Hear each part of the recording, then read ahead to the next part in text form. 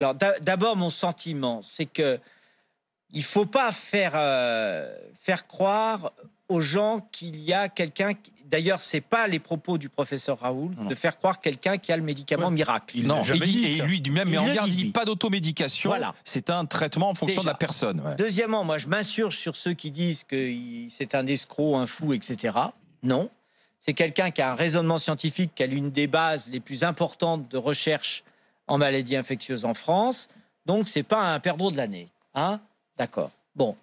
Moi, ce que je redis, c'est que ces études, même si elles ne valident pas tous les processus de validation universitaire, expérimentale d'aujourd'hui, etc. Mais c'est vrai que si vous voulez, ceux qui ont inventé des médicaments au 19e, 20e siècle, ils n'auraient peut-être pas validé toutes ces études. Mais bon, voilà, la chloroquine, c'est un médicament qu'on connaît depuis des années.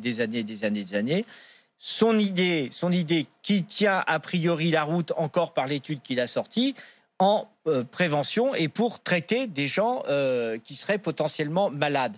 Moi, ce que j'ai dit, ce que je redis, c'est qu'on ne peut pas faire grand-chose pour les personnes âgées dans les EHPAD notamment. Faisons des dépistages pour les personnes âgées dans les EHPAD, donnons-leur, vérifions si ça marche. Et là, nous avons un véritable modèle. Alors, ce qu'il faut savoir, c'est qu'en même temps, là, vous avez une grande étude qui a été lancée pour connaître les traitements, etc. etc. Mais il faut aller...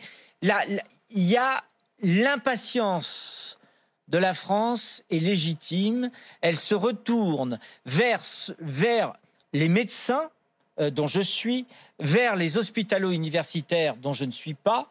Et qu'est-ce que la France voit? Elle voit un pugilat d'universitaires qui s'envoient des noms d'oiseaux sur les plateaux sans se respecter, sans respecter d'ailleurs l'érudition ou des idées des uns et des autres. Je trouve que le monde hospitalo-universitaire donne une image assez pitoyable. Étienne Lebig. Je voudrais savoir ce que